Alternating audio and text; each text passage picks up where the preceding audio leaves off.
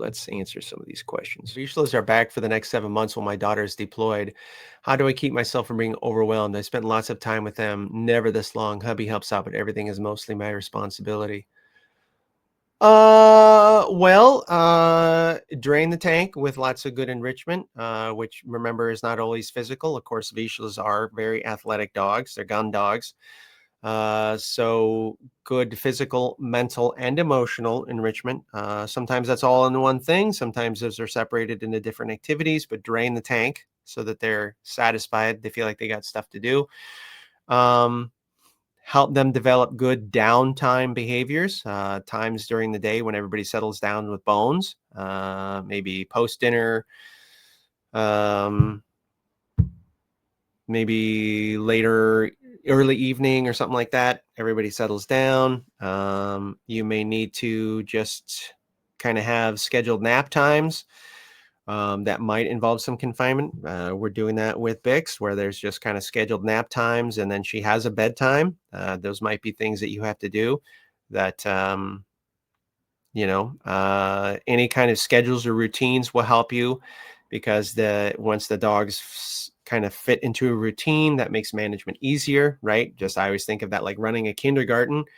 I don't want to tell the kids what to do every bloody step of the way. I want to just be like, hey guys, we're going to go outside now. What do you do? Well, they know that they got to get up, put their books away, go get their coats, line up at the door. That's all things that we've practiced. And that's like 4 things they got to do, but I don't have to tell them every step of the way. So think in terms of that, your routines and procedures, draining the tank, and then just some good downtime practice. And some of your routine procedures might include nap times or alone times. That's where I'd start. With the Vishalas here, when giving treats, does it make a difference in dog world and hierarchy who gets them first? No. All they care is that they get it. Don't concern yourself with that. I sometimes like to mix it up so there isn't any weird concepts of jealousy or FOMO or anything like that. Sometimes one dog will get it first, and sometimes the next dog will get it first. When I'm working with Molly and one of her lab friends, I'm not 100% certain about fairness and rewarding. The things that are hard for Molly, staying in proximity, on off leash, recalling, aren't all that hard for the lab, so I don't reward her at the same rate. I do my best to ask the lab to do the things that are hard for her, and then sometimes I give treats for easy things for both of them just to keep things feeling balanced. I have no idea how that feels to them. Well, I mean, I like that you're thinking about it, but also in a situation like that, like you're really kind of doing, it's not like a focus training thing anyway. Like most of your most important training is going to be one-on-one anyway, and you're doing stuff like that. I'm not saying that it's not important training. I'm just saying that you're still doing good work. And there's nothing wrong with raising or lowering criteria just based on certain environmental factors. If you're one-on-one, some of those behaviors are going to be easier to some extent than if you have a friend there that might be a competing motivator, or taking some of her attention away. But you also, you have a social learning component there too, right? So, I mean, I can think of literally hundreds of examples in my own dogs and in my clients' dogs where they've had trouble teaching a dog something, and then they just started rewarding their other dog for doing it in front of them. And then the first dog is like, well, hey, I can do that too. And then bip, there it is. So there's, sometimes you can capitalize on that social learning thing. And then you're like, oh, well, is that why you're missing out? Now I can reward you too. All right. Laura says, do you think some of the dog troubles is still a product of no or less training during COVID? I believe that's a yes and a no, in my humble opinion. I think that yes, that is still a factor for some dogs, especially dogs that were gotten as puppies and then under socialized. Yes, I believe that is still a distant antecedent to some of the things that we are seeing. However, my belief is that the caveat is that people are over attributing that to many of their problems. There's been lots of opportunity to uh, rehabilitate, rectify, support, train, practice for a lot of these things. And there are a lot of folks, at least in my sphere, that are experiencing dog problems and then pinning all of it on that.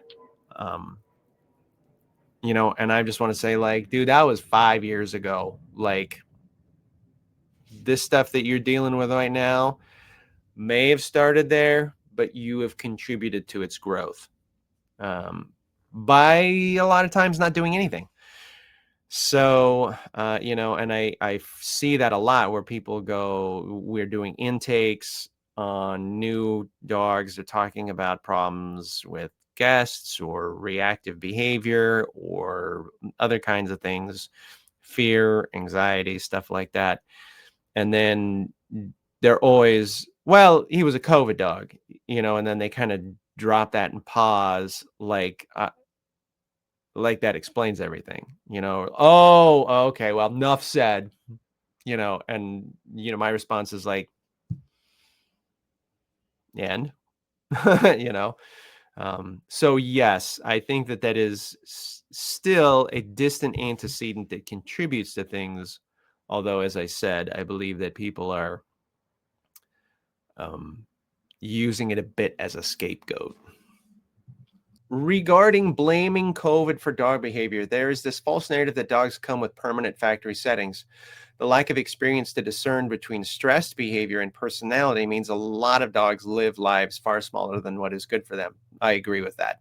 I swear some owners I know really believe that their dog only wants to sleep on the couch all the time. And while that is sometimes true, most of the time I think it's that their dog's brain is underdeveloped, and they might also be, I think you were going to say, yeah, like, what else is there to friggin' do, right?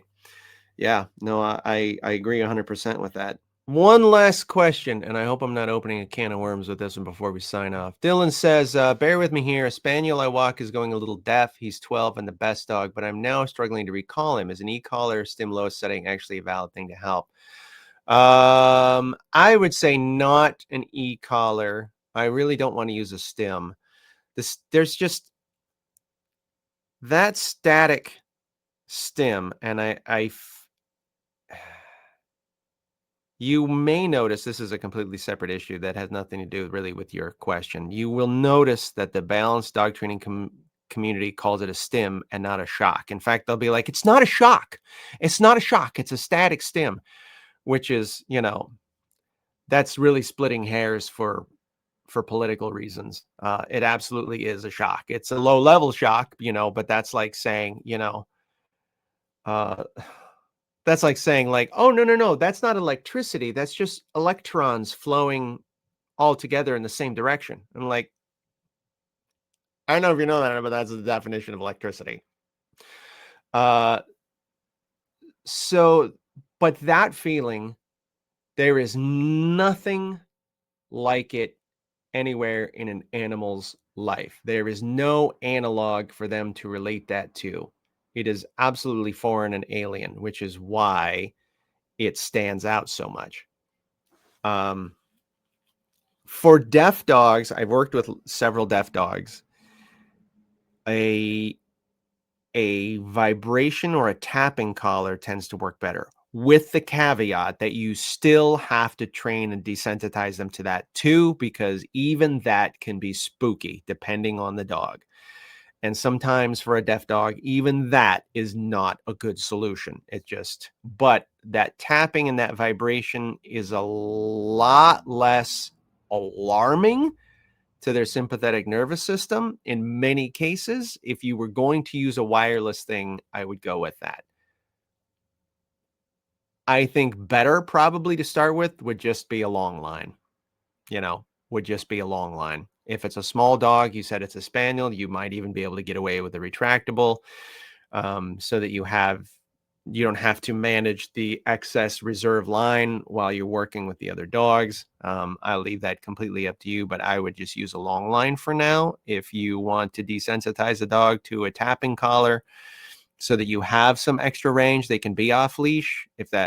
I would say do that work, but I would not use I wouldn't use a stim collar for that. Um,